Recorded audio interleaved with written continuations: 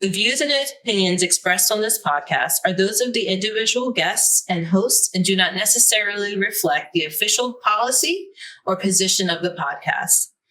All content provided on this podcast is for informational, educational, and most importantly, entertainment purposes only.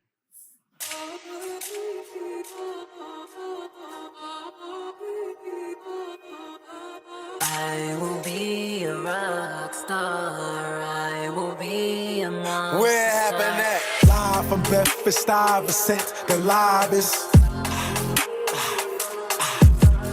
Live from Bedford, Stuyvesant, the livest. Where it happened at? Brownsville. 718.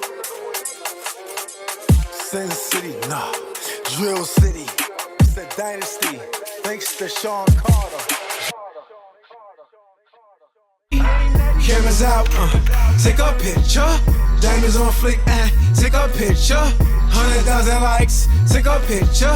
Don't just stand there, take a picture. Magazine body, take a picture. Ice cream for your tongue, take a picture. Trap me up on the V, take a picture. You know the damn name, take a picture.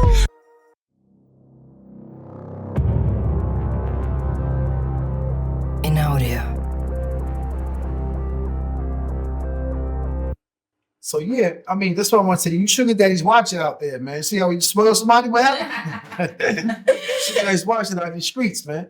I mean, spoil's a good thing, it's a bad thing. I mean, I had a little brother, he was spoiled too. He never got spanked. I used to be like, tight. My mom used to be wilding on me, man. Still. Busting me to the head with broomsticks and all that. Like, my brother never got disciplined. You know what I mean? So, I mean, now I see why all the brothers or all the sisters be like, oh, he her. Yeah. But anyway, so I particularly want to know, I see you have a good foundation and stuff like that. So again, tell me a little bit about your mother. I haven't really heard much about her. Her name is Helen. That's About it. Helen's that's the fun that name. So I don't know, so regal. Thank you. I find it interesting that my brother's name is Troy. Her name is Helen. Helen, Troy, I just Troy, Helen. I just say that because Helen and Troy was scandalous. Right. That's why I said, this Helen is regal. Right. Helen and Troy, she was scandalous. But that's kind of crazy. Helen and Troy, wow. And you threw, I didn't throw that together. You threw it together. So mom was still around? Yeah. Well, she got a curse. She won't like me. I said, what? And I did ask her about that. She said, I said, did you do it on purpose? She said, that never even occurred to me. You're right, okay. She probably didn't even thought about Helen and Troy, like, I mean. What? That's the first thing that occurred to me. I mean, because we from the generation, that's a new movie that just came out. Troy, Helen and Troy. That wasn't really. But Greek mythology been out, though. Yeah, but not the movie. I mean, so that's. That made it more widespread. Yeah, the movie made it more, because I didn't even know about Helen like that, too. Brad Pitt painted. I was all like, ooh, because he was getting wild. Brad Pitt, he be getting wild in movies, man. Greek mythology That's my dude, Brad Pitt, right there. He was a monster in that Helen of Troy. Tell me a little bit about your mother, Helen, the regal Helen. The regal Helen. Mm-hmm. She is huge rock in my life. Been a major support system ever since my dad passed, which is weird because the majority of my spiritual journey has been more closely tied with my dad. I used to think I was smart. He put me to shame in 0.5 of a second. So, The black men back then, they didn't even talk like this nowadays. They spoke with good etiquette, good diction, good punctuation, intelligence, and a purpose. Yeah, definitely centered and grounded. Not saying that the guys are not centered and grounded today, but we centered and grounded on different screws, different tenets. Back then, because you had, the severity of, the civil rights era and stuff like that, and how the country went to Vietnam War. Exactly. And the Jim Crow laws and stuff like that. I mean, they come from a different era, but I mean, your mentality was definitely willing to get a little more educated and know how to speak to people. Based on the day when everything is just free. And you could be how you speak, how you want to speak. And I'm pretty sure you probably heard him use profanity, probably, right? I think maybe 3 times in this entire time I've been on this planet, and I think my head spun around 12 times each time it happened. Yeah. So I was like, whoa, they got his mouth, what? So like when it did happen, it was a rare occurrence and it was like a big deal because it was so out of character. Like, Oh, that's such the men of those years, and even my grandmother said today, she still has that discipline. I hardly ever hear. I still don't hear a curse. So it's just a different kind of discipline and control from back then.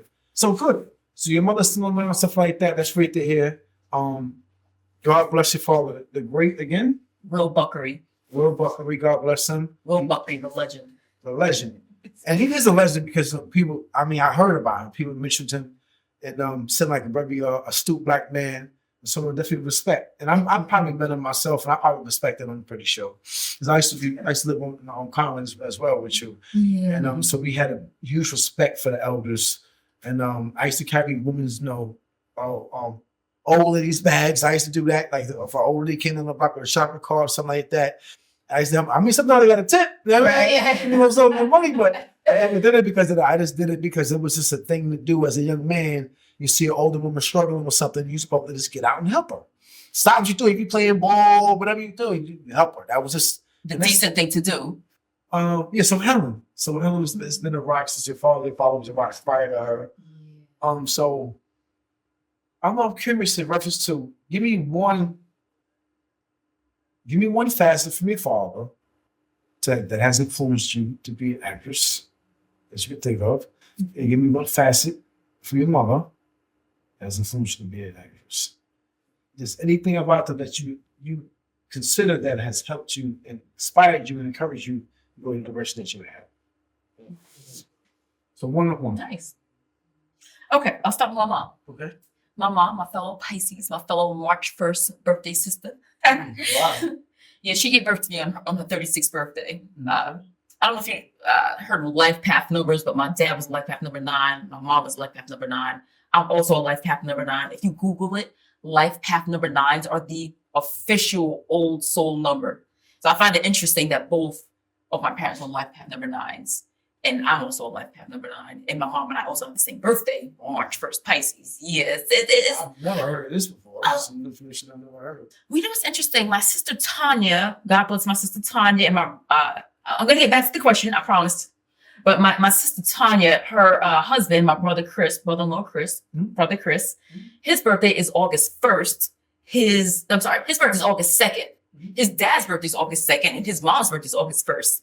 So as I moved through life, I started noticing a lot more of these patterns, a lot of these symmetries, and a lot more patterns that are aligning almost divinely so. Divinely so. I've been on a very strange spiritual journey the past 9.5 years. But back to my mom, fellow Pisces, fellow creative. I don't know how much you believe in the zodiac. I don't even know how much I believe in it. However, I do know the Pisces, we're supposed to have certain traits, dreamy in our imagination 95% of the time, and very creative, very artsy types, very intelligent. And my mom has always been a visual artist in her own right. Like she never went to school for it or anything, but she's always had a very natural eye for design. And that inspired my creative spirit, and it's very prominent in my sister Tanya. Thanks. She's always been a visual artist. She's always in the wall markers and drawn like Bugs Bunny and Tasmanian Devil like on the walls for her daughters, my nieces. She sells clothing on her. What is her Instagram? But she buys the fabric markers, and she designs her own clothing. Well, on a smaller scale. I don't think she's interested in doing it on the grand scale where I have to be mass produced. But I come from a family of artists, basically. Gotcha. Mostly visual artists. We're all pretty good sketchers, drawers. I've met some people in my life who are true prodigies. My cousin's cousin, his name is Ted Carroll. He's a brilliant artist. He lives in Baltimore. He recreated the Mona Lisa. And I've never seen anything quite like this. He's brilliant. Gotcha. He is. But my mom, as a visual artist in her own right, never directly spoke with me about the arts, but she led by example, by her creative flair. And I hadn't put that. And it inspired me to follow the creativity in my own spirit, whatever that looked like. So that was my mom. And again, we had a rocky start, but ever since my dad transitioned in 2020, we've gotten closer these past handful of years. And we've been on a spiritual journey together, which has been really nice and bonding for us, I think, as not only mother and daughter, but also as artists in our own right. And sisters. Sisters, I see sisters. First It's sisters. the homie. So, virtual creativity, your mother. If all. You want to hear something crazy? I'm going to tell you something crazy. You want to hear it or not? I want to hear it. Yeah, something. Yeah. So there's this show, you might have heard of it. It's called Euphoria on HBO. I have. Zendaya, creator Sam Levinson. I am not the age demographic. I believe that show is created for the Gen Z folk. I'm technically a millennial. Hey, I think I'm Gen X. Well, you know, my millennial nephew, Denari, said, you know what? That show got something for everybody. No matter what age group you're in. Mostly do. That show got a little something for everybody. And I went through a stage in my life, combined with me being a spoiled child, combined with me being in a very, I didn't talk about this, but me being in a very bad marriage, which I won't get too much into, because my ex-husband and his family, they have a right to their privacy. I think a combination of me going through some very tough times led to me connecting with that show Euphoria. And I'm in a good place now. But for a while I was in that marriage, I was horribly depressed. And I developed some substance abuse issues. And I developed some very strong issues with God. Which really led to my spiritual journey, which I've been on for the past 9.5 years. It's a long journey. It's a long, almost a decade. And because of those specific issues, I connected with the show Euphoria. I do realize it's a polarizing show. That being said, I connect with the aspect of Zendaya's character, Rue Bennett, developing substance abuse issues and also spirituality. I don't want to say issues, but spirituality awarenesses. Very weird thing happened. My dad was diagnosed with stage 4 pancreatic cancer in early 2020, start of the pandemic. My entire life, my dad was always telling me, do not let other people's problems become yours. Damn sure. Right? That was a quote that one of his friends gave him back in the 1980s when he was afraid of going to a certain neighborhood. She said, why are you afraid of going to the neighborhood? Keep your vibration high. Don't let other people's insecurities, their negativity become your issues. They got that issue, so be it. Let that be them. Vibrate right off you. You know what I'm saying? William Shakespeare said it best. To thine own self be true. Keep your own vibration high. Not you, William Shakespeare. Oh, I'm an actor. I have to. That's nice. If I didn't call Shakespeare as an actor, what the heck? Okay. Gotta do that at least once, right? Really know it. So my dad's friend, I do apologize. Her name escapes me at the moment. So the vibrations vibrated. Euphoria. How this relates to Euphoria. About a week after my dad passed, I do apologize. I don't remember the exact date, but it could have possibly been the night of his funeral. He passed on the 14th of March, 2020. The funeral was the 21st, exactly 1 week later. That was a Saturday he passed, a Saturday of the funeral. I really think it was the night of the funeral. If it wasn't that night, it was like within a 3-day frame. I was on YouTube, sad about his passing, his crossing over. And I was thinking about the show Euphoria that I connected with on a spiritual level and on a substance abuse level at that time. I was listening to one of the songs from the soundtrack. I think it was called I'm Not in Love by Kelsey Lou. Damn. What? Yeah. And it was definitely in the zone. I was in this zone. And keep in mind, my entire life, my dad was telling me, do not let other people's problems become yours. So I'm on YouTube randomly about a week after his funeral, just like listening to music from the Euphoria soundtrack to make myself feel better. And I'm listening to the I'm Not in Love song. At the very end of this song, out of nowhere, I hear this deep, booming, echoing voice. Do not let someone else's problems become yours. And I know that sounds like some made up stuff from a movie. I don't feel like it is. I appreciate you saying that. I've met a handful of people who said they've had similar experiences. I've never had it, but I'm pretty sure that happened. So I've met people that have had some things like that happen. So it's very believable. I appreciate you saying that because some people are like, you're right. I'm very, yeah, I think it happened. And some people saying what you're saying is like, yeah, I can see that because I've had my own experiences. So I've known people. when that happened, you singing, I'm not in love. Right. When that happened, whatever previous issues I had with God, I was mad at him for whatever previous issues he reinforced in that moment alone.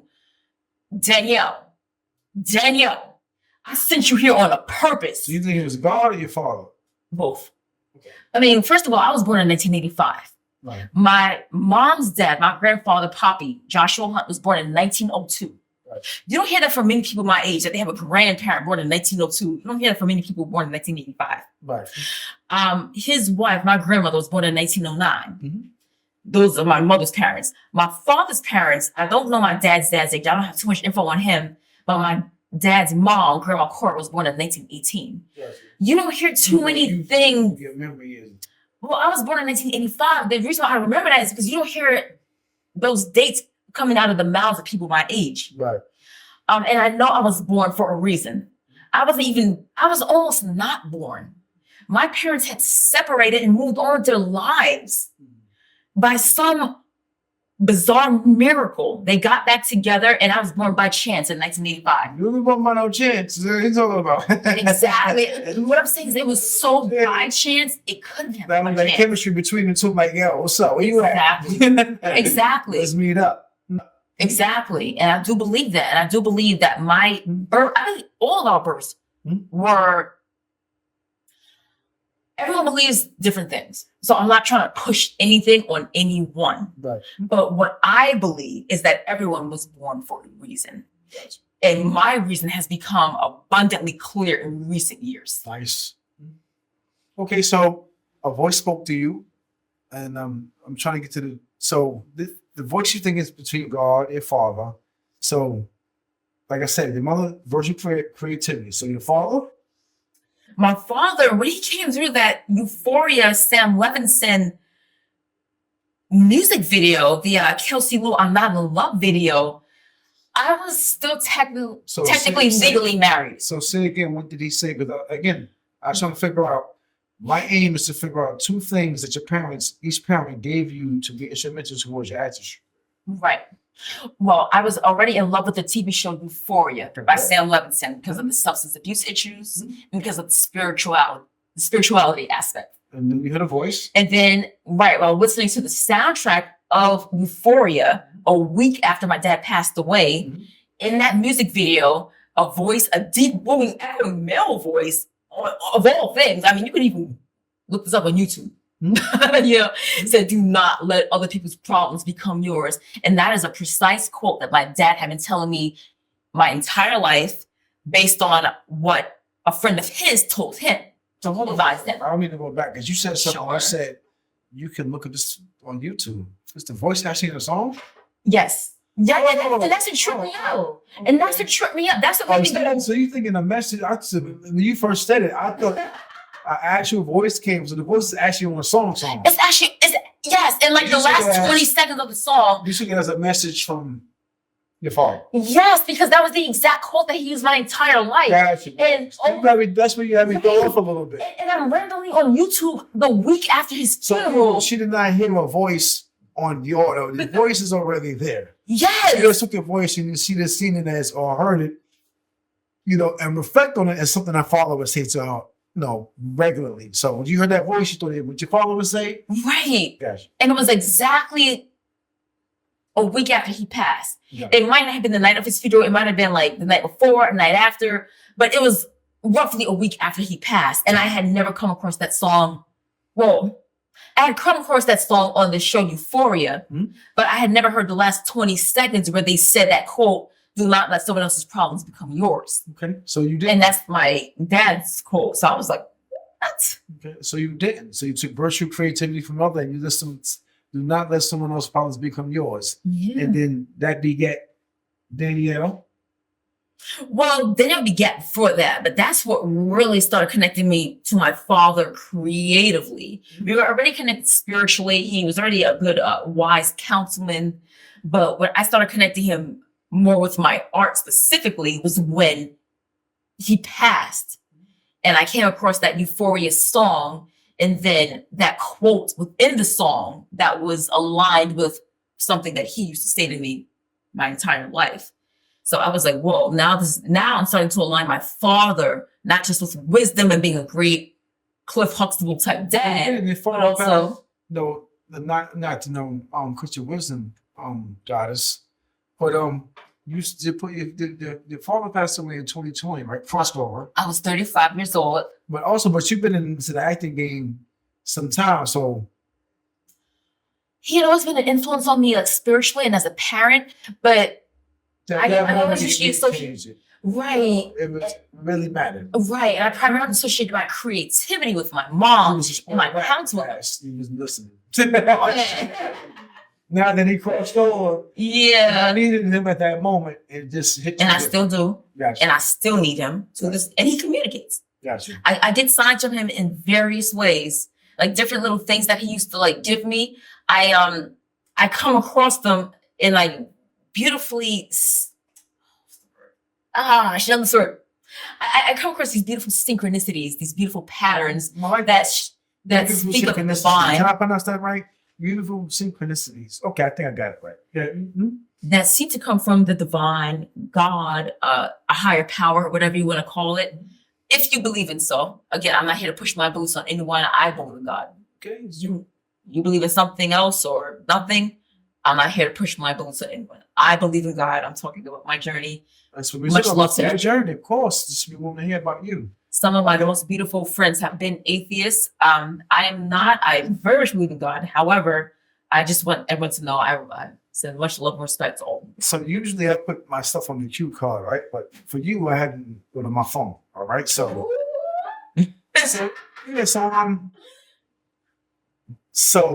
did you wake up like this, or did you create this monster that you are now? This monster. No. Again, I don't know how much I believe in the zodiac, but from what I understand about Pisces, I am the stereotypical Pisces. March 1st birthday, super shy. I tend to come alive when in a creative space. Like this one, no, because some people, even for Monique, which is no, I guess we can talk a little bit about Monique right now. It's like I wanted to bring her up in this interview. Even Monique, I heard her say on her interview on Club Shay Shay. This episode of Live from Bedford Stuyvesant is brought to you by Mom's Pharmacy, 745 Ralph Avenue. Black owned, woman operated, professional and courteous. If you want your prescriptions fast, this is the place to go. No more long lines like that Walgreens stuff, okay? So I get my prescriptions personally delivered there as well. You might as well too. So it's like, when did you want to start being an actress? I always wanted to be in high school. I always wanted to be, I want, you know what I mean? Like, I looked in the mirror, I was like, you're going to be a star. You know, I think she said Wendy's or some type of restaurant. She used to be in there, and she used to be like the way she engaged the customers and all that. She was always just different. I mean, so she said she seen it in her another thing too. She said Oprah was an inspiration. Because Oprah was used to be, an overweight black woman, stuff like that, and that made her seem like as a young girl being overweight, that she could be just as great as Oprah. Right. And she equally is so yoked. As I agree. Love you, Monique. By the way. Holla.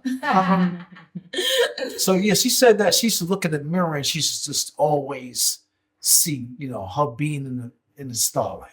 Right. I mean, so it's like, delusional. But that's a good thing as an actress, you know what I'm saying?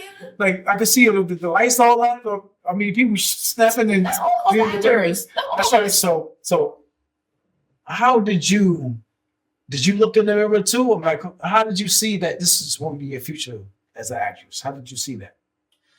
I was born the most chronically shy person ever. So nice. That means you see her. No. Gotcha. No.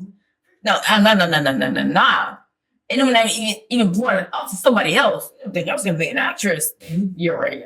You're her. This one. Into the wallflower. I can look at you right now. You a starlet. You bubbly with personality, eccentric, you're eclectic. Yeah, man. Like I can't keep you quiet. Another thing I want to say that's on top of my mind too. You remind me of two people at this moment. Okay. One of them is Whitney Houston. Oh, We got that Whitney Houston vibe, girl. Yeah, that's one of the highest compliments I've ever we got gotten. that Whitney Houston vibe. The hair, the cheekbones. Oh, what? Yo, we vibing right now. We vibing. I love it. That's a compliment. I see it. The hair, the cheekbones. Also, because Whitney Houston was a little erratic, but in a positive way, because she was always turned. She was always turned. And another person that you remind me of is Patti LaBelle. You compare me to two legends. Come on, I'm not worthy of that. But thank you, but I ain't. I mean, I see the Patty. I mean, I ain't hear legends vocal cords. I ain't vocal cords and all that, but I see the Patti LaBelle and I see the Whitney Houston. I'm surprised you say Shaka. Everybody be saying Shaka. Oh, I mean, actually, apologize. Why did you brought it up? I apologize. That's what it was. It's not Pat. It's a little bit of Patty, but Shaka too. So you got three legends. Allah. Boy, You're feeling like a pimp, girl. Get him, brush your hair off. sing. All right, so yeah, so I see in you. So you saying you shy, but I see the dynamicism. Yeah, so what? Like I said, when this is what Shooting Mirror said, she's just seen years down the line what she wanted to be. Yeah. So you were shy. How the hell did you break out that shyness to become an actress? I am still the shyest person to this day. No, you're not. Yes, I am. I'll fight you. You say so. All right. Okay. You cannot be an actress and shy. You know what happened? My beautiful cousin Annette, may she rest in peace. She, like my father, also crossed over and joined the ancestors last year. Same thing my dad had, stage 4 pancreatic cancer. Right. She's the one who hooked me up, living here in Brooklyn, East New York. You know what? I want to say something about cancer, but I don't know. Cancer, you know what I think about you, cancer, right? Yeah, I'm sorry. Yeah. Pancreas cancer? Cancer. Yeah, I ain't want to know what. Yeah. I ain't heard sorry to say that's cancer because it's too personal. Cancer is it's too personal. Yeah. She unfortunately crossed over at a very young age, 61, of stage 4 pancreatic cancer, same thing my dad had. Yeah. And that pissed me off because my dad had been a vegetarian for 40 plus years of his life. Wow. And he had dedicated his life to Try to health. live the Exactly. longest goddamn possible. But A vegan for 40 years? wasn't a full vegan. He was a vegan at one point. So was I. However, he was a lacto-ovo vegetarian, which is a fish eating. No, sorry. Pesco. I apologize. I got a Pesco. question. Did they call it that back then too? I'm not I don't sure, I but don't think so. by today's standards, he would be considered a pesco. Pesto, ecto. I mean, Well, I think back then they did have the term vegan. I don't know about the pesco. it's vegetarian vegan, part. but this The also, pesco and the all fish. respects to you vegans and all that stuff. Peta, don't come after the God. Or just the phrases be like, wow, nowadays. But everybody has a different kind. I don't eat eggs. I don't eat this. I'm gluten free, celiac. I understand. But I was, what I'm saying back then it was just vegan. Yeah, There's so many layers to it. exactly. Slight side note: I was vegan for a month, by the way, in college. You was 40 years vegan. Exactly, and I put him to shame. He's like, "Girl, I've been there like 30 years. You only lasted a month. So I'm like, I ain't you, daddy. That's how you are who you are. That's why I am who I am." I'm saying, so you speaking about juices? Is it on again? Right now, I'm eating everything, including. No. I mean, the pancreatic cancer that she was mentioning about. Oh, so was your aunt? You said after your father? It was my dad, and it was my cousin Annette. She's the one who got me You're good. She's the one who got me the acting job here in East New York, Brooklyn, back in 2021. And I was working as a summer school acting teacher to middle school kids. And that was my first and last teaching Name gig. the school because they're gonna want to put your plaque up. What is this? Sweet Creek? What's the name? Spring Creek Spring. Community School. Right.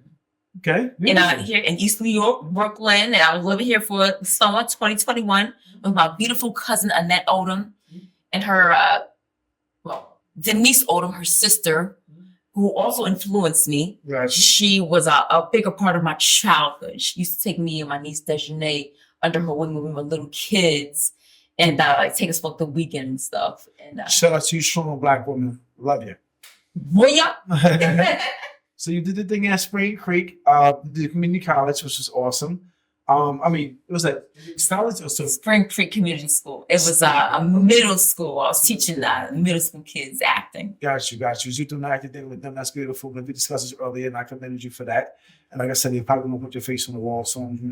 It's pretty great. Because you got a lot going on. So okay, so we're back towards because it was Annette. Cousin Annette Odom. Mm-hmm. Yeah. She crossed over and joined the ancestors last year, stage 4 pancreatic cancer, same thing my dad had. But a beautiful soul who encouraged me to be my true authentic self and embrace my creative spirit, Nice. no matter what that looked like. You have a lot of people telling you how to get to it. Right. And her sister, Denise Odom, had always looked out for me as a younger child. Gotcha. And Denise's son, Omari, our cousin Annette also hooked Omari for a summer school teaching job that year as well. So I was teaching acting to the kids at Spring Creek Community School. And Omari, I think, was the gym teacher.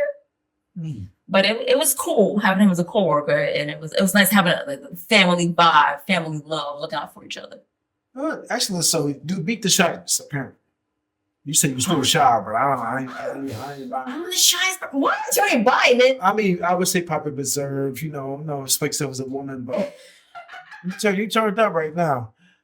So when do you realize show business? I mean, it's one thing to get into the acting field. Right. And then it's another to know that it's for you. Right. When did you know acting or being an actress was for you? Beautiful. Great question. When I was 11, right? This was in 1996. Mm-hmm. I was attending Abyssinian Baptist Church day camp. Ooh, them churches. Okay. Right. Churches. With my brother Gabriel and my niece Deja, who's only a year younger than me. Mm-hmm. So Gabe, 184, I was 185, Deja was 186. So we're all basically the same age. Gotcha.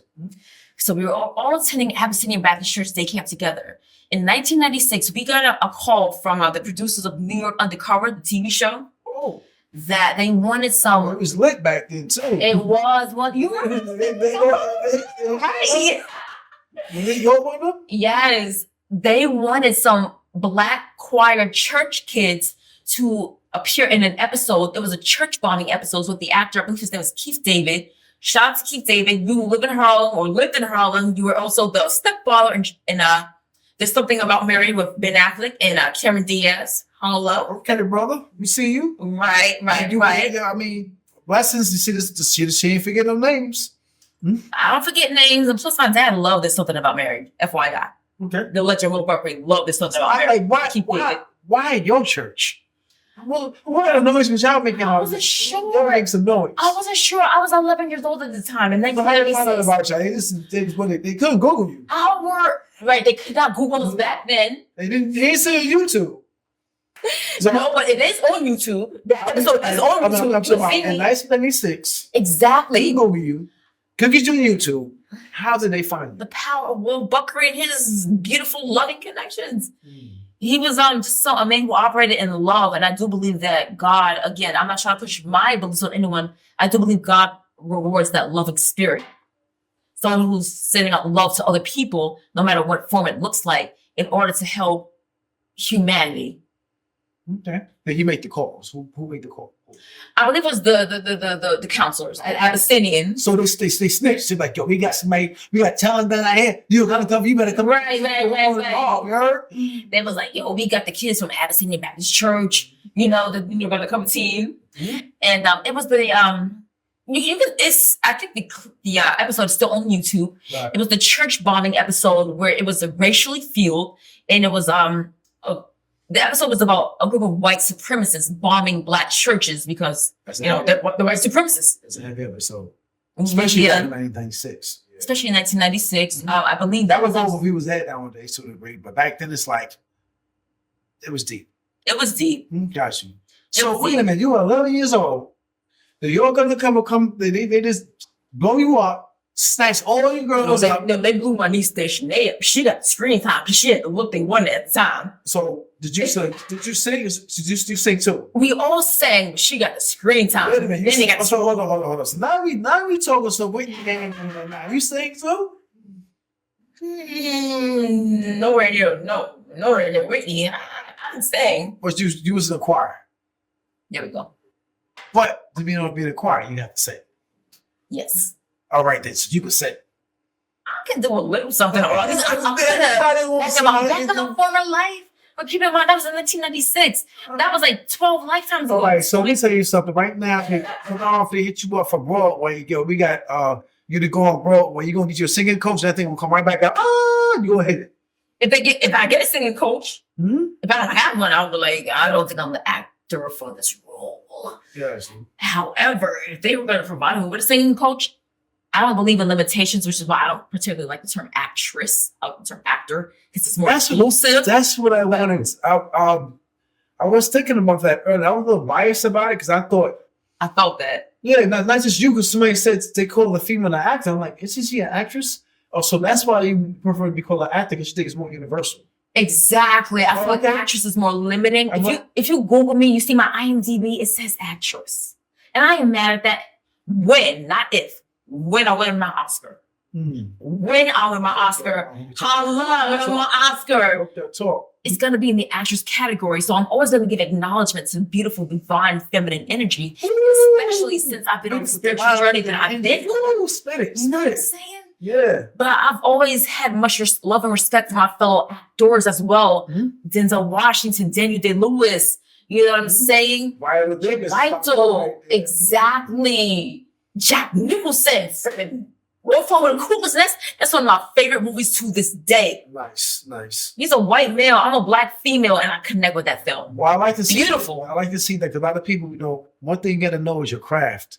So I say that you know your craft, which is very important for you to get into a field where that you have competitors study your craft. That's how you become the greatest at it.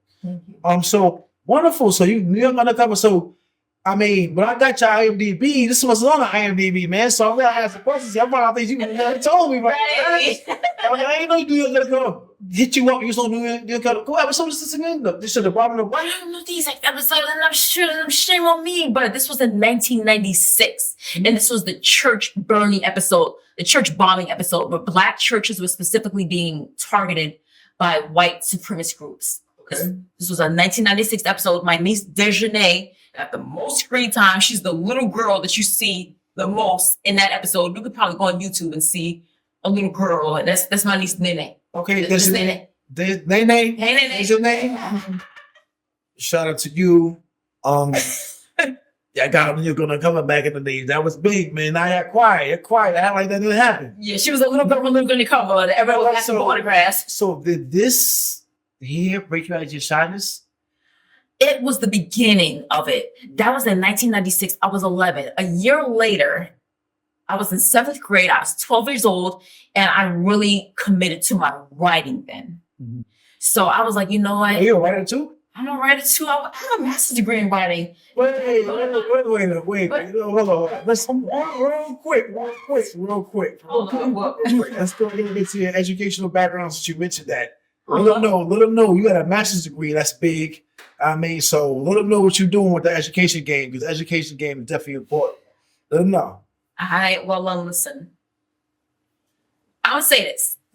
If you have a brain and talent and drive, even if you don't have the degree, you can be whatever you want. Okay? That being said, I do have a master's degree from Sarah Lawrence in the writing department. Nothing to do with the acting at all. But I love my sister with those degrees. I let them sister with them degrees, man. But I do have a master's degree in writing. And I always thought, not just thought, I always knew. I said, if I'm not going to be an actor, I'm going to be a writer. And I know that both of those are often considered pipe dreams because they're both considered artsy, not real jobs. Right. Unless you've made it big. And you know what? You know what thing about that? I have to say, we've always known that parents never, especially back in the days, never pushed those kind of degrees. So I know it's probably been difficult for you to get that message because your parents like, what are you going to do with a writing degree? Well, they were actually supportive. What? My parents were such weirdos, especially for their generation. My dad was born in 47. My mom was born in 49. So for people of their age group especially, they were oddly noticeably supportive.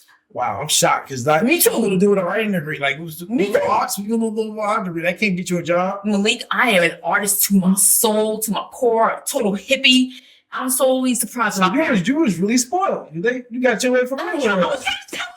I'm trying to tell you, my parents was like, that's how siblings were running. Go get it. Wow, that's huge support. But here's the beautiful thing. My siblings have been beautifully supportive in recent years. My big brothers and my big sister. I have 2 big brothers and a sister. So you got a master's degree in writing. So that was the same degree that you got? Okay. I mean, I have a bachelor's degree in English, but the master's degree in writing from Lawrence kind of. Oh, wait a minute, man. Why you just overpassing degrees like it ain't nothing? I got 2, 3. I got a master's degree. You know what? Because I ain't doing nothing with my degrees. I'm focusing more on acting and writing. On degrees, because degrees show the amount of discipline a person has and focused. Especially for a woman. I'll be honest, when I was out there being bad, females in there. I'm studying my books. I'm in the house. So most females are always out in the house doing what they're supposed to do. And then outside, be all right, running around, causing trouble. But I always admired it because females have always been focused on what they need to do. I mean, so a degree shows the discipline, the focus, and what's the word I'm looking for? Determination. I would say determination and the passion. Right. I mean, so I respect it to the highest degree, especially when you're a Black woman and there's so many obstacles against you, and you still go get that. You sit up in that podium and get that damn. And so we talking about a bachelor's, we talking about a master's. That's like years and years and years of consistency, which is a great word for this. For what I'm talking about, consistency is like there's nothing more pure than consistency, because you don't stop. Right. You know what I'm saying? It just keeps you running. And that's like you waking up every day on time. You stay consistent with your objectives. So that's why I respect the degree. I'll never bypass that. I'll never bypass the education, man, because you got it. You went up there, stood up there. You paid whatever student loans you had to for it. Your family supported you, and you got those degrees. So make sure when you say, I got a bachelor's, I got a master's, what? You know what I mean? So make sure you speak it loud. But I'm glad you talked about education. It's very important. So master's degree in writing and bachelor's degree in what? Bachelor's degree in English. Okay, bachelor's degree in English. Excellent. So excuse me. So the New York undercover situation happened. I'm glad we dug into that. So you broke through a little bit of your shyness. What was the next phase as you were an actress? Because now we're in the actress lane. All right. So we now be going a little past. I'm sorry. What's going to say? I'm listening. And so we're now in the actress lane. So what direction are you going with the actress lane now? That so you broke through New York undercover, which is like, I know everybody in the hood, like, yo, you gonna be undercover, yo. Everybody's on. Especially my niece. Everybody on screen time. Listen, I mean, everybody would. It doesn't matter. Anyway, you on New York undercover, period. I mean, so that was like really big by thinking. That was like the #1 show to a degree. You know what I'm saying? So what happens after New York undercover? New York Undercover was in 1996. I was 11 years old. That was with the actor Keith David. He was 11. I was 11. Keith David. He was pastor, I believe. Shout out to actor Keith David. Lived in Harlem. He was also in the movie Everybody. I'm sorry. There's something about Mary that my dad loved. Got you. Ben Stiller, Cameron Diaz. Beautiful movie. One of my dad's favorites to this day. May he rest in heaven. But after New York Undercover, that was age 11, 1996. By age 12, 7th grade, I knew that I had a passion for writing. Knew I had a passion for writing. So I wasn't sure what was going on with the acting yet at that age. But because I had developed such a passion for writing, and one of my teachers, Emily West, my English teacher, she also took a notice of my talent for writing. That's when I really started to embrace and celebrate the creative space. So I wasn't really focused on acting or even really writing at that point. I mean, I was focused on writing, I was focused on acting, but it wasn't really about I'm going to be an actor or I'm going to be a writer. It was about I want to celebrate and embrace this creative space where I'm allowed to be something that I'm not normally allowed to be in everyday life. That was at age 12, 7th grade. Fast forward 2 years later, age 14, I was auditioning for a professional performing arts high school, the drama/theater department. Got in. I was there for 2 years studying acting. You had to audition? Most performing arts schools you do. What was that like? I mean, it was interesting. Just again, you probably be shy. You could be shy. You're supposed to be. You said you was. It's hard. I mean, so you auditioning and then you landed. How that happened? Like, I'm curious. Well, I auditioned for LaGuardia. That was my dream high school. Did not get in, fortunately. Right. Much love to PPAS where I did get into. Right. Shout out to Alicia Keys and a handful of others also. Wait a minute. You somebody started Alicia Keys. She went there too? Yeah, she was there. She was there. So I didn't feel too bad about not getting into LaGuardia when I got into PPAS, and I found out Alicia Keys went to PPAS at the age of 16 as a child prodigy. So PPS, let's break that down a little bit. What's PPS? Because you talking about you was up in there where Alicia Keys was at. Let's talk about a little bit about that. PPAS stands for Professional Performing Arts School. The big performing arts high school in New York City is supposed to be LaGuardia. That's where Jennifer Aniston went, I believe. Bing Raines, Marlon Wayans. Jennifer Aniston is from New York, or she came from New York? Ooh, let's make on camera. I remember she was on from. She was a LaGuardia. I know that. What? Yeah, right across the street from Eric Martin Luther King. Oh, okay. I don't know. And my cousin Brian. Shout out Brian Hunt. Okay, every shout out to everybody. She getting shout outs to everybody. She's popping names out. I think she have that's send some birthday cards, man. Right. That part. Hey, listen, yo, tell me real quick how you got that audition, homie.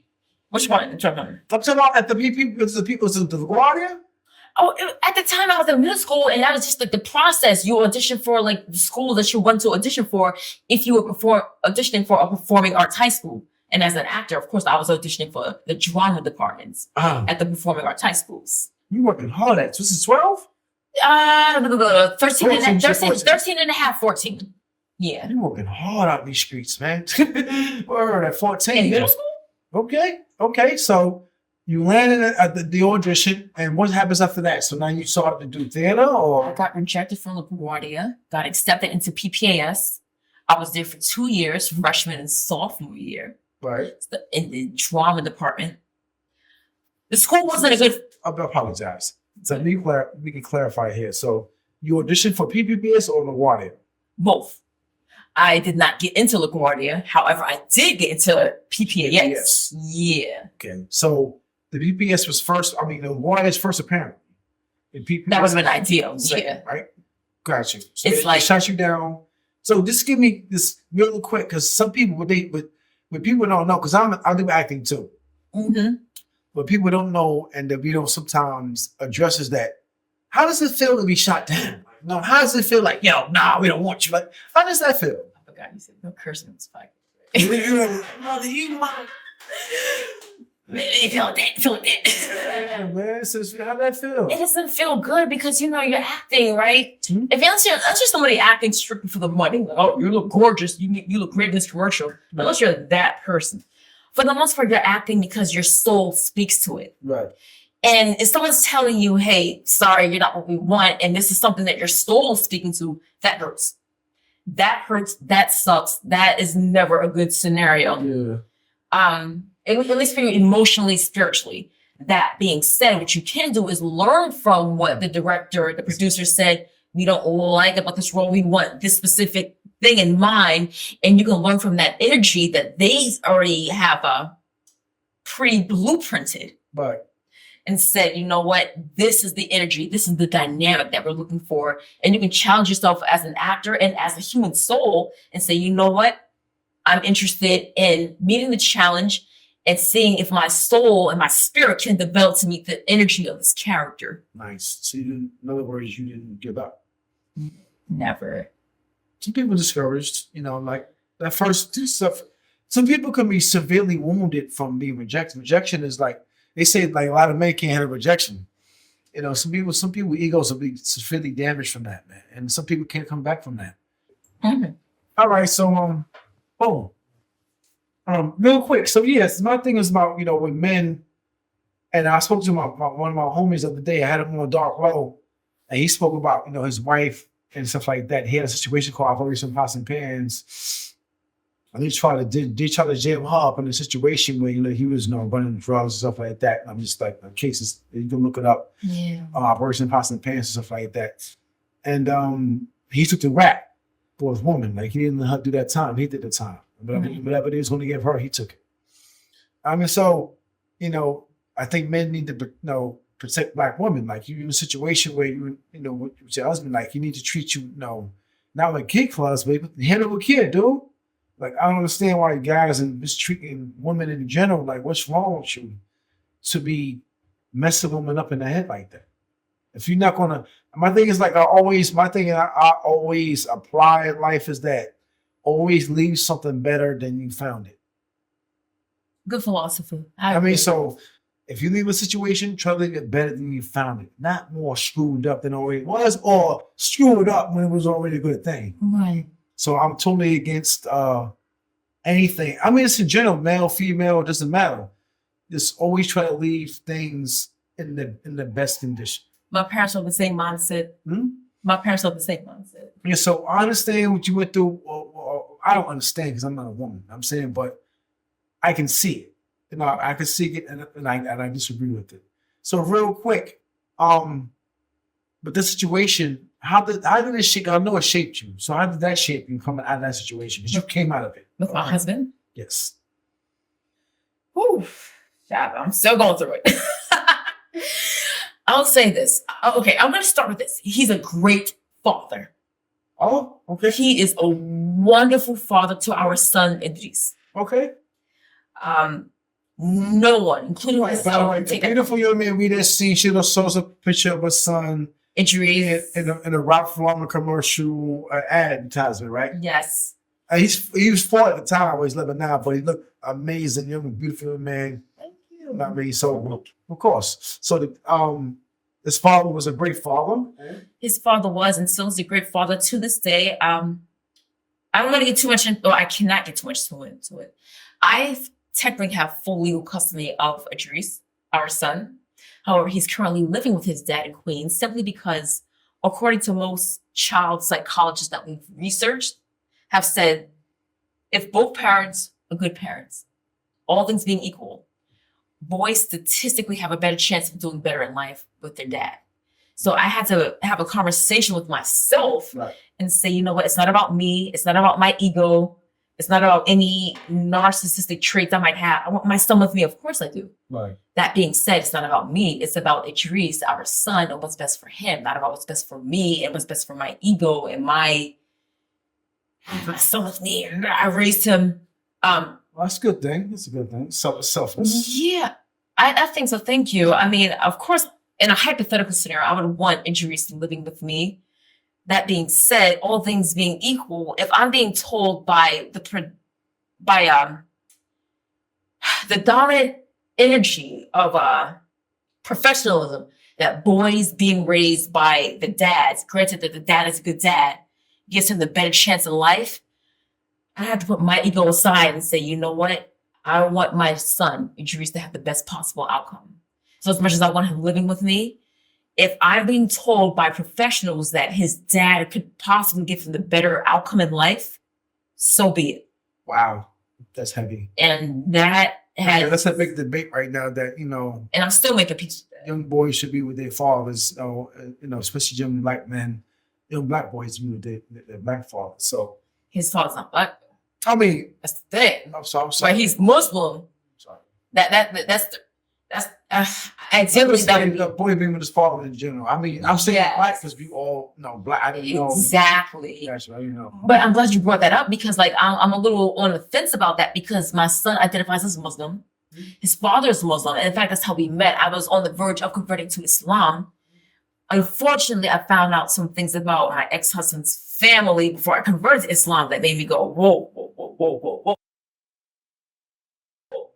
And it had nothing to do with Islam, actually. It had more to do with the family hiding behind Islam. If that makes sense. I mean, Charlie, so you moved out of the situation, and the father's with his father. So it's with his father right now. It seems to be a beautiful, loving father. Okay. So you came out of the situation more stronger, apparently. Apparently, yeah. I mean, so do you think too? And this is not. I mean, it's because the brother, the son would be. Oh, I'm sorry. The son is with the father. You think that you being on your own has also centered you? Do you have more time to develop? Definitely. So him definitely your son has been able to. So it's definitely been. Not saying that he should get credit for that. Respect. He should. I think he should. I mean, I think he should. Gotcha. But I mean, again, the situation is a little bit, salty. Nuanced. I want to know, how do you eat your peanut butter and jelly sandwiches? What? I'm glad you asked that because I do not like PB&J. Mm-hmm. Oh, so what? All right, so peanut butter and jelly, your cold cuts. Like, so how do you eat your cold cut sandwiches? Because I mean, some people like them cut in half, so like diagonally. Some people like the ends off. So how do you like the sandwich, like your regular sandwich? My orange brand, I tend to like diagonals. I'm not sure why, but I tend to eat PB&Js. Okay, I don't really like them, but I will eat the Whole Foods peanut butter or white chocolate peanut butter variation they have. I forgot the name of the brand. They do it different now. You got peanut butter white chocolate? Yeah. That's how I started liking peanut butter. This is from Mars? What's going on? Foods, peanut butter white chocolate. Who made that? I gotta look that up. Peanut butter white chocolate? The Divine made that, as far as I'm concerned. They made that white chocolate. Not because, when I was young, the sandwiches, anytime all the ends are cut off, that's the same. I mean, I don't care now. I mean, nobody did, but I know that, especially I guess because the spoiled kids, you see, all white kids do to their parents because they say all the ends. Yeah. Is it pretty? I think I've seen that in a lot of the beavers and all that. White remember the crust cut off and all that kind of stuff. Yeah, that's why I actually was just curious. That's just a random question. Name 3 of your favorite actors.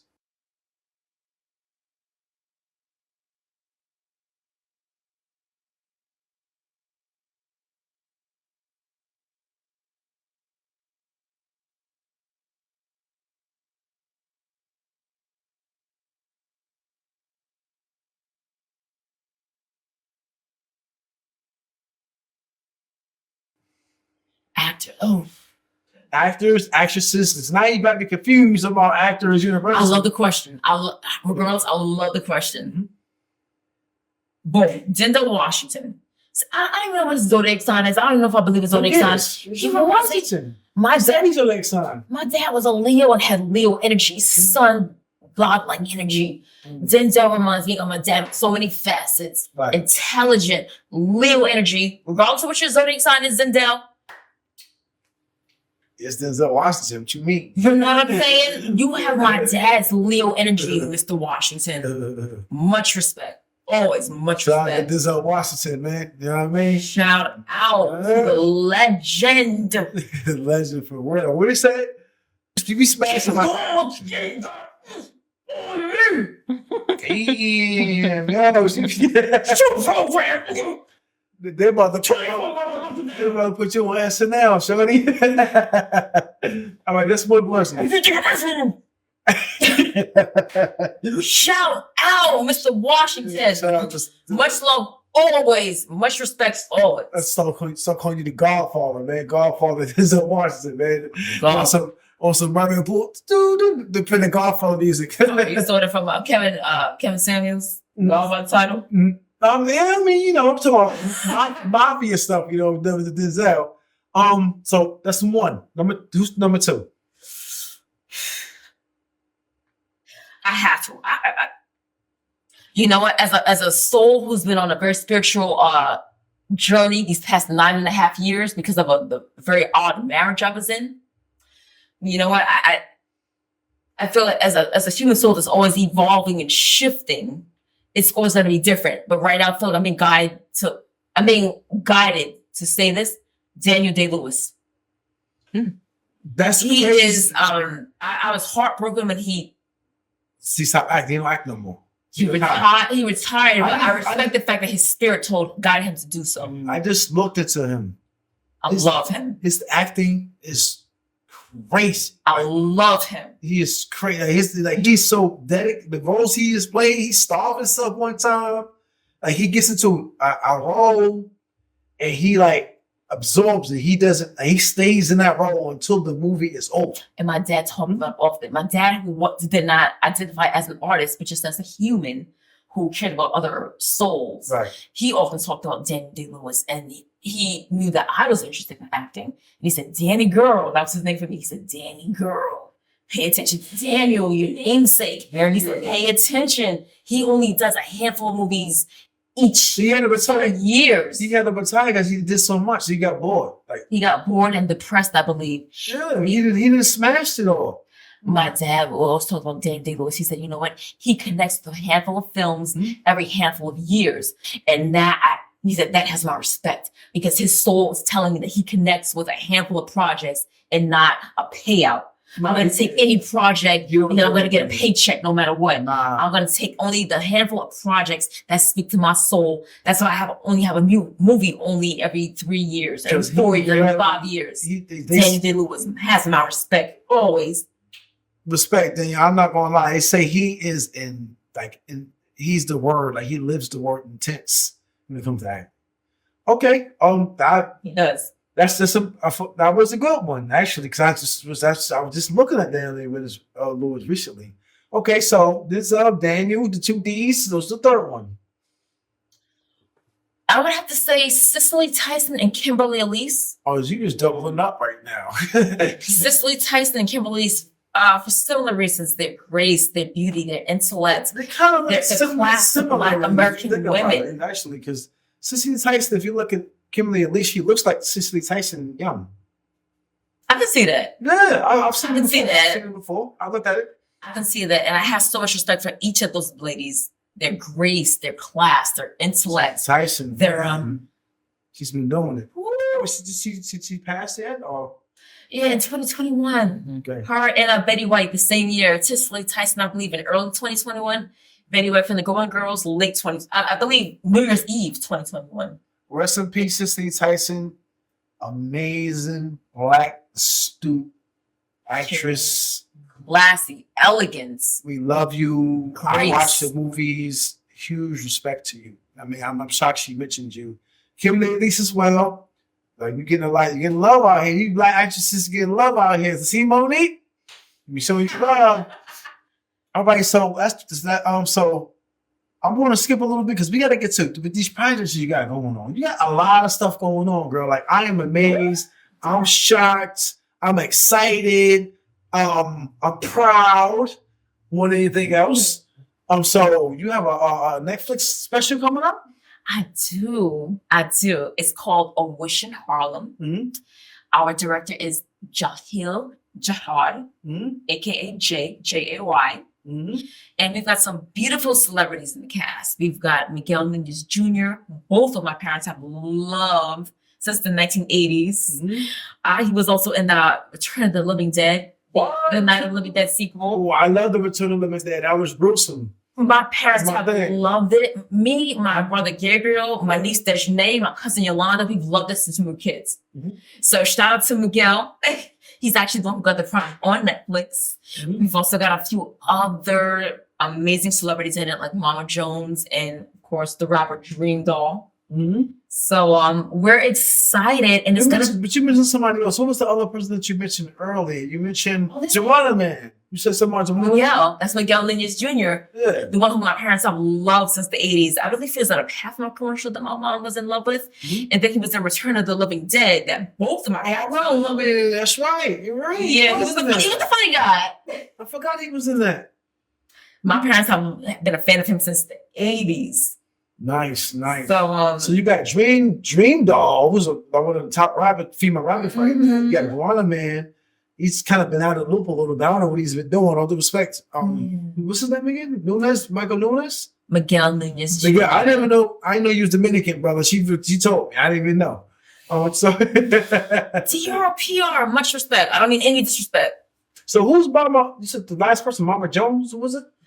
Mama Jones. So who was Mama Jones? Y'all can do your research. Okay. She out there. Okay. So that's all I'm allowed to say. Okay. So anyway, the wonderful Danielle has a lot of projects coming. She has another project which is like really big.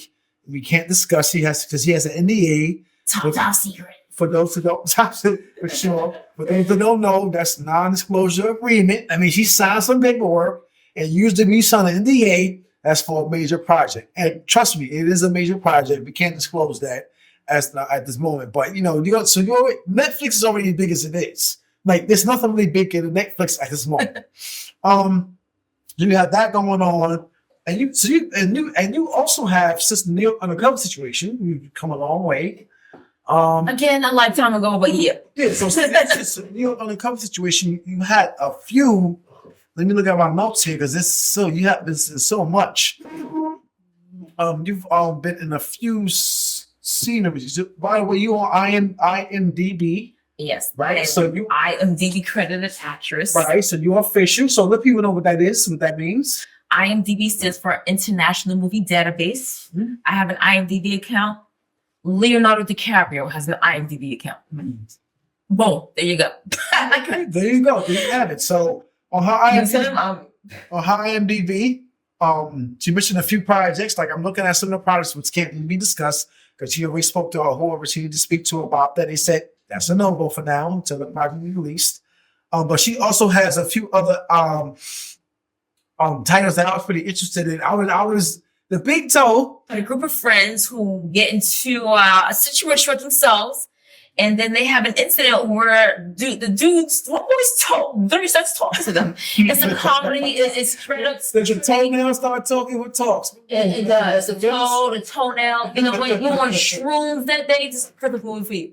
Got you. You said like you should make this like a psychedelic thrill. You said psychedelic what? Psychedelic thriller / comedy, mostly comedy. Mostly comedy. So she's in the movie with a toe talk. The Fatal Outcome, which is from 2017. The Fatal Outcome. Yeah, so that's these names, man. I'm telling you, it's like Fatal Attraction, The Fatal Outcome. Long story short, that was also with my beautiful director and longtime friend Gavin Octavian. Oh, him again. Yeah, him again. Awesome. It was a little independent drama / thriller where a husband gets enraged that his boss winds up killing him. Mm-hmm. In defense of his wife. That would be me in this case. You play the wife a lot, man. People like you. I'm the love interest. That's what I do. I'm the leading lady. I'm an actor. You the leading lady? Me. Hello. All right. So that's the Fatal Outcome. You playing a wife in that. So I'm curious who had, this is prior, right? So who did the fatal outcome affect? That's what I'm curious. I want to know who got the fatal outcome. It affected my on-screen husband, the actor Mike Anthony, and his on-screen boss. Okay, so who died? It's the fatal outcome. You gotta watch the movie. Well, see what the fatal outcome is. Watch the movie, the fatal outcome. I'm curious. It's a short independent film by I want to know what the fatal outcome was. Okay. Where can they find it? Oh, you can contact Gavin Octavian. Okay. Gavin Octavian. I mean, most nowadays, most things is on YouTube. You were saying that earlier, like you could YouTube most things. Like my one of my films, you can. Okay, so you should also you have something called Vodka Tonic. That's the one on YouTube. That's the one on YouTube. And me, I spoke about that earlier. So I was listening a little history on that. I mean, listen to a little let's talk about it. Ivana Fashin, Vodka Tonic director, beautiful, sweet, incredible human. I have no agent, by the way. I found that particular gig on Craigslist. Wow. Back in the day, back in the 2009, 2010, 2011. You've been doing this. Yeah, kind of. It's kind of a thing, yeah. Congratulations, man. Well, I want to say it. I mentioned this to you earlier because she didn't even want to talk about this stuff. I'm like, yo, you got a whole history here. You've been in movies. You've been a lead actress. Who want to talk about it? My life has been odd. Like, that's old news. I'm doing Netflix. I'm like, yo, we gotta talk about it because people want to know what that road, how that road travel has been for you. Especially, I didn't know nothing about New York Undercover. So I started talking to her. Boom, it was the dynamite. All right, so you have one more that I see on here. This is 2010. Date Gone Wild. Long story short, that was a little romantic comedy, independent comedy. So who was that? On a catfishing. Oh, okay. Catfishing. Catfishing. And I was one of the romantic love interests. You were one? Who was it? I was one of the romantic love interests. Actually, interesting. Date Gone. So what date went wild though? I gotta watch it. The main date. Yeah, you gotta watch it. No. You gotta watch it. So the main date went wild. I wasn't the main date, so I was the cool date. Well, the main date did what they do, but they kind of wild they did. How they go wild? They catfished in the ultimate way. I'll leave it at that. And that's what they catfished in the ultimate way. Yo, I'm not liking I'm not liking your answers, man. What was I gonna say? Tell us the movie. Yeah, we gotta go watch the movie. It was about catfishing. It was a dating show. It was a dating film about catfishing. Long story short, the chick turned out to be a dude. Okay, it was like the ultimate catfishing kick. That is the ultimate. Right. That's your expected. I don't know if I want to watch it now. It's like the crying game to me. It's crazy. And my mother kept me away from that. She's like, they was there watching my mother and myself. I was in there watching the crying game. She was like, this is not for you, and it will never be for you. And I respect you all for keeping me away from the crying game because crying game was different. That was different. 30 years in the line, I watched a little skit of it. I said, that's it. I was looking, you young, you like, I want to watch it. Look how you're young kid. Yeah. You go to bed. They like, what they watching? Yeah. And I see now, like, I see why mom kept me away from it. I see why. I love you. I'm rest in eternal peace, but you kept your boy heterosexual. Appreciate it. So wonderful. So we went over particularly what you got going on in the industry. You had going on in the industry. Interesting, man. I can't wait for these projects that you have coming out. I'm honored for you to be on live for Bedford, Stuyvesant, for you to stop by, give us your time, tell us your story. It's beautiful. I'm getting you, not saying that, you're a newbie, but I'm getting you before, the other people get you. CBS and, and the Club Shay and all that stuff. So, I mean, you see her here first. Danielle Buckery. Appreciate that. So also we're here to represent a good friend of ours, Eric Bile. He was on my podcast recently. We're here to show love to D Nowlins. Rest in paradise, David Nowlins. We love you. So we're here to support his clothing brand. And her being the altruistic, wonderful woman she is, she decided to wear Eric Bile's brand, which is the name of our dear friend, David Nowlins. So let's see what you have on. Yeah, let's go. Yeah, let's take it off. So like we mentioned earlier, we're here in memory of D Nowlins. Would you wear D Nowlins luxury? Presented by Eric Bile, our good friend. And you're showing you're a future starlet and in your processes. And you're showing love as people do, and that's what we need to do more of. We need to show love to people that are beginning and starting off, and that's in general. I mean, we need to pull some people. I'm talking about from the bottom, and we see struggling and on their grind, pull them up with us. And this is what she's doing. She doesn't have to do this. So we have D-Nowlins brand. Tell us a little bit about what you do for D-Nowlins. Eric and I grew up in the same Harlem neighborhood. Mm-hmm. He's a little bit older than I am, right? Mm-hmm. When my dad was in the process of passing away, stage 4 pancreatic cancer, that was denied. Early 2020, the start of the pandemic.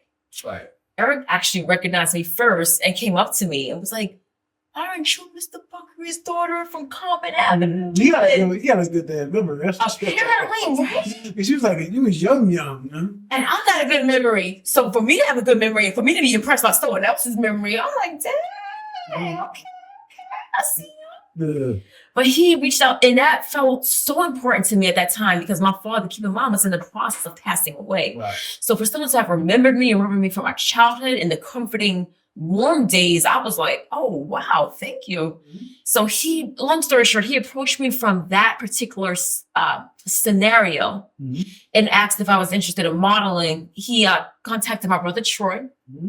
My brother Troy passed along his information to me. Oh, that's right. We connected from there, and it's Eric's been a fellow creative like myself, and it's been fun. Nice. It's been fun, and it's been a collaboration of intellect as well as the creative arts, which So- is pretty cool. Again, for those who don't know, Eric Bauer's been on live from Bedford, Stuyvesant from Harlem. We had an excellent episode with him and about, his mother knowing, particularly Bumpy Bumpy Johnson. Bumpy Knuckles. Bumpy Johnson, and also being affiliated with Muhammad, all kind of stuff. It was interesting. We went in different directions. But he was here particularly because he was representing David Nowlins, who lost his life when he was asleep. He got shot in the head. And he created a clothing line in his memory. And I was a friend of D. Nowlins as well, and stuff like that. We spoke about him now in the Eric Bauer episode. That'll be coming out soon as well. Well, yeah, so to be representing, I love the shirt. Looks crispy on you. And shout out to Eric Bauer, D. Nowlins brand. Shout out Eric. D. Nolan Luxury brand. Nice.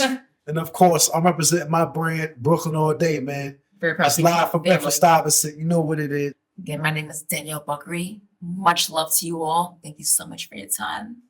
I've got a handful of projects coming out. A film on Netflix coming out, called A Wish in Harlem. We've got some amazing celebrities in there. Gail Nunez Jr. We've got Dreamdoll, Mama Jones, and our director, Jahad, aka Jay, is a wonderful human, wonderful soul, wonderful creative spirit. And I feel so honored and blessed to be a part of this project.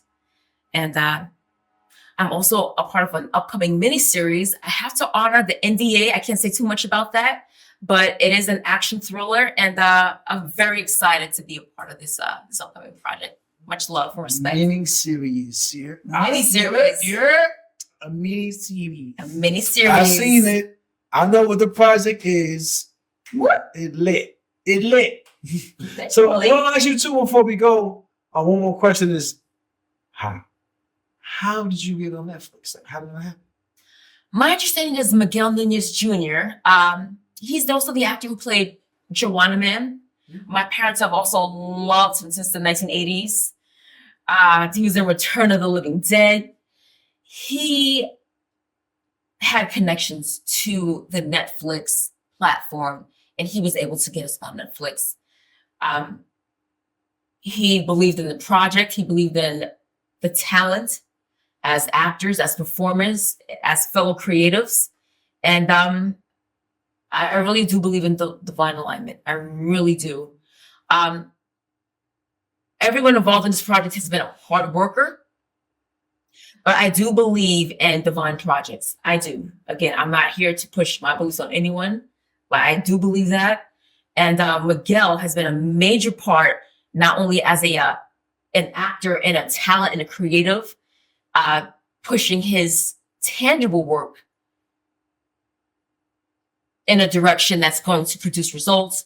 But as a creative and as a spirit, his energy has also been beautiful and blossoming and inspiring to other creatives who look to be where Miguel is and look to be where others are in terms of influencing humanity as a whole. It's not just about showbiz and big flashing lights. It's about your connection as a soul to the art and how it speaks to other souls and how it can move other souls in a positive way.